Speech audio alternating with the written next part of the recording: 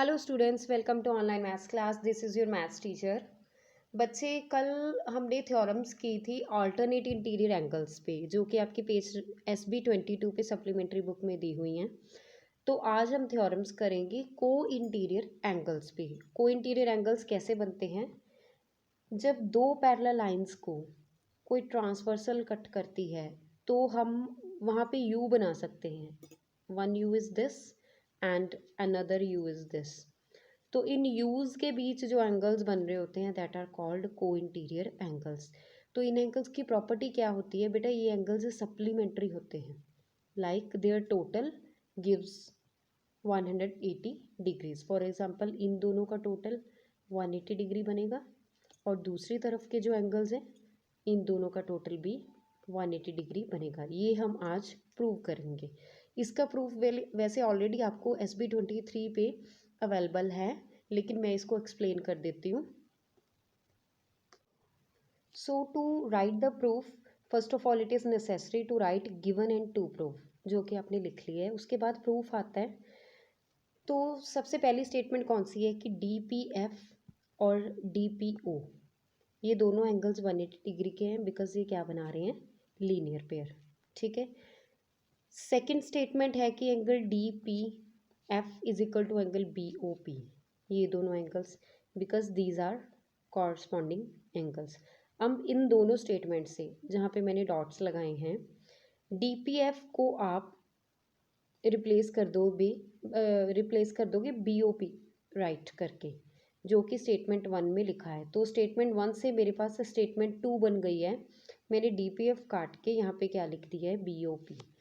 तो मेरे पास क्या आ गया? Angle BOP plus angle DPO, that is angle BOP plus angle DPO is equals to 180 degrees.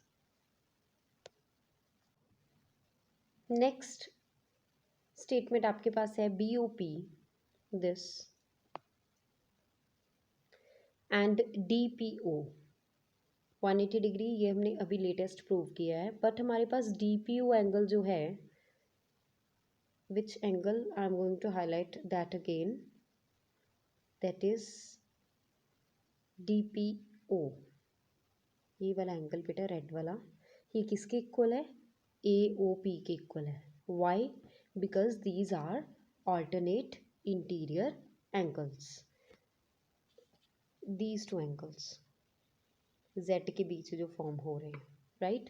Similarly दूसरी साइड पे भी ऐसे अगर Z फॉर्म करोगी तो ये येलो एंगल्स भी आपस में इक्वल है। तो हम ने इन दोनों एंगल्स के बीच ये वाला रिलेशन फाइंड आउट किया हुआ है। तो BOP के प्लेस पे मैं CPO रिप्लेस कर देती हूँ और DPO के प्लेस पे मैं AOP रिप्लेस कर देती हूँ, ताकि मेरे पास ये वाला पेयर कंप्लीट हो जाए। So AOP plus CPO is equal to 180 degree. तो इस वे से हमने दूसरे वाले U के एंगल्स को भी सप्लीमेंट्री प्रूव कर दिया है। So this is the theorem which is given at SB23 in your book.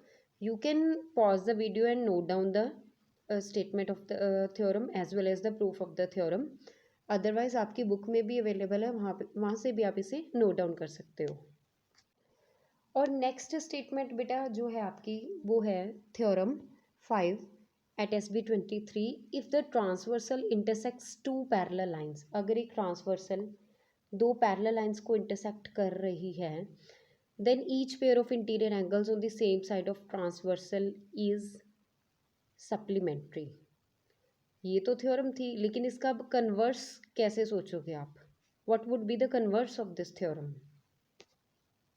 so here is the converse of this theorem कि अगर हमारे पास जो को इंटीरियर एंगल्स हैं उनका टोटल 180 डिग्री हो जाता है, अगर वो सप्लीमेंट्री हो जाते हैं, तो लाइंस में क्या रिलेशन रहेगा?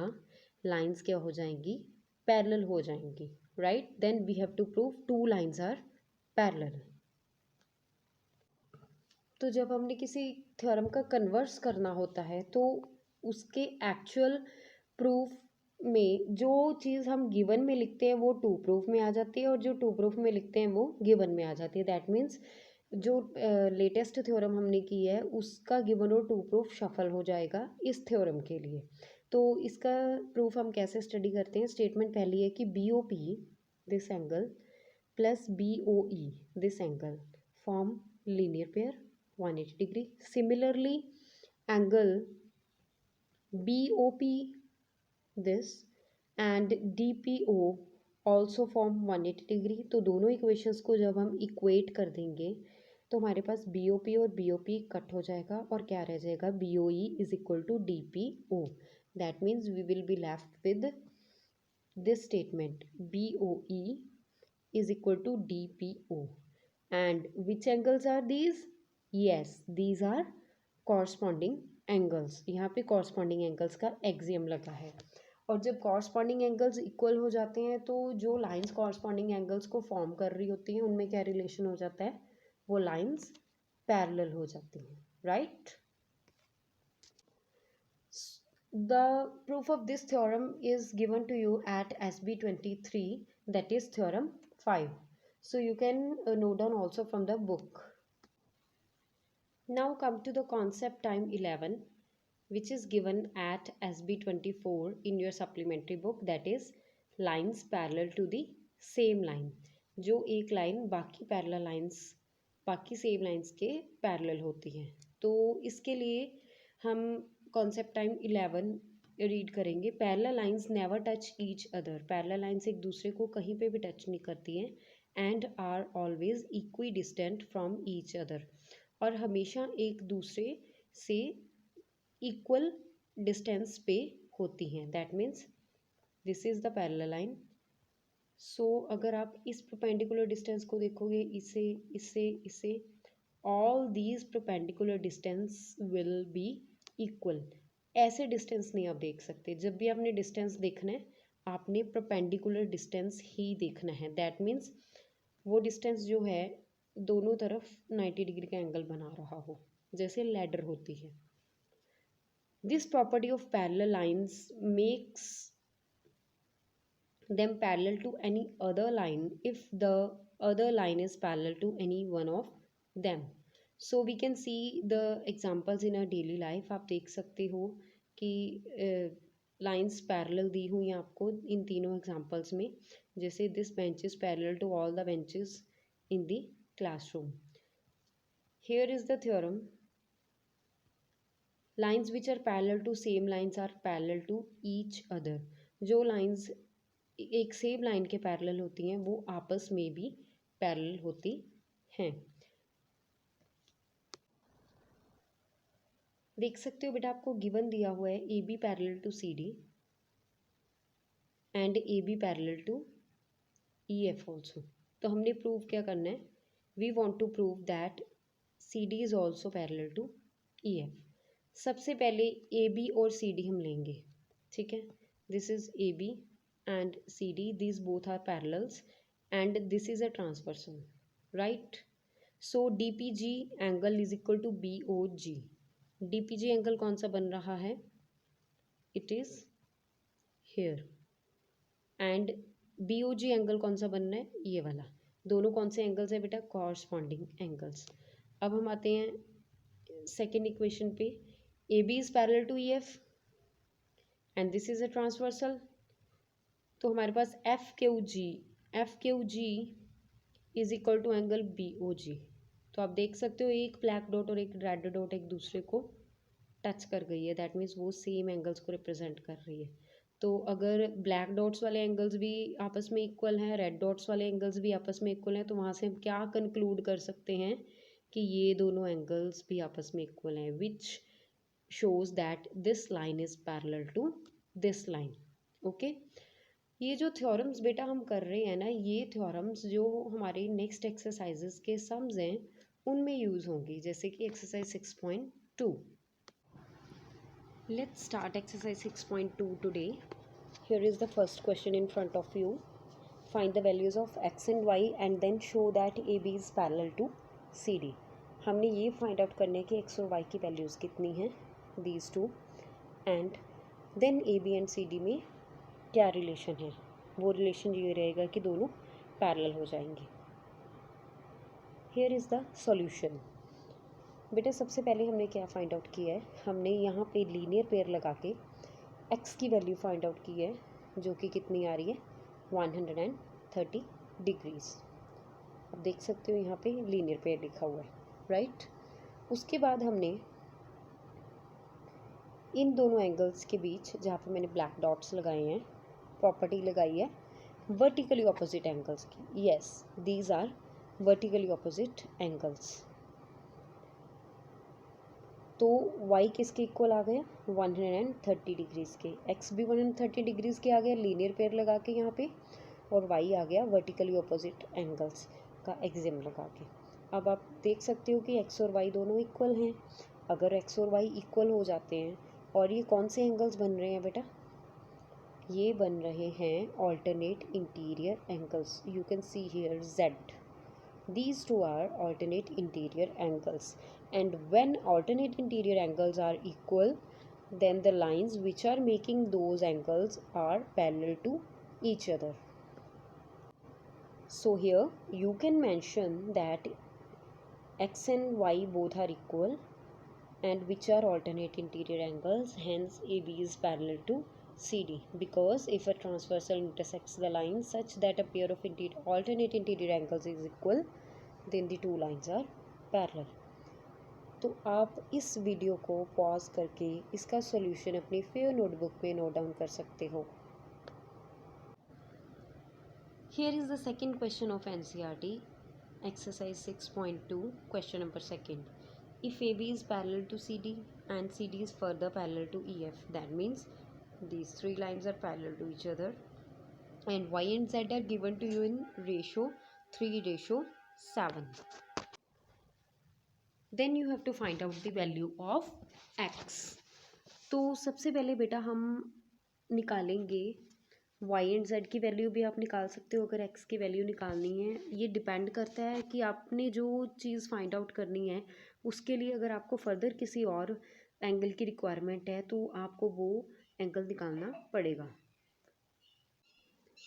जब भी बेटा आपको कोई एंगल्स रेशो के फॉर्म्स में दिए होते हैं तो आपने उनको किसी कॉमन मल्टीपल से मल्टीप्लाई करके फिक्स कर लेना होता है। जैसे यहाँ पे y की रेशो 3 थी और z की रेशो थी 7, so I have written y equals to 3k and z equals to 7k। Now I knows that y plus a forms a linear pair, so y plus a will be equal to 180 degrees. Also y plus a once written 180 degree, we have y plus z equals to 180 degree. अब y और z को हमने 180 degrees कैसे लिख दिया है, because बेटा a की प्लेस पे हमने यहाँ पे z को लिखा है। क्यों? क्योंकि a एंगल जो है वो z एंगल के इक्वल है, because these are alternate interior angles. It is also written here. सो y प्लस जेड 180 डिग्री लिख दिया, a को रिप्लेस करके y की वैल्यू पुट कर दी 7k और z की वैल्यू पुट कर दी, सॉरी y की 3k और z की 7k। इसे सॉल्व करने के बाद हमारे पास k की वैल्यू कितनी आ गई है 18। So we can put the value of k that is 18 in y and we have taken out y equals to 54. Now we want to find out the value of x, as x and y are framing u, so these are co-interior angles. तो दोनों को आप 180 के को लिख सकते हो, यहाँ से आप y की वैल्यू पुट कर दोगे, that is here you can put the value of y, that is 54 degree, and on the another side when it will get shifted it will be subtracted from 180 degrees, so the value of x comes out to be 126 degrees. You can pause the video time to time and you can note down the solution of this question.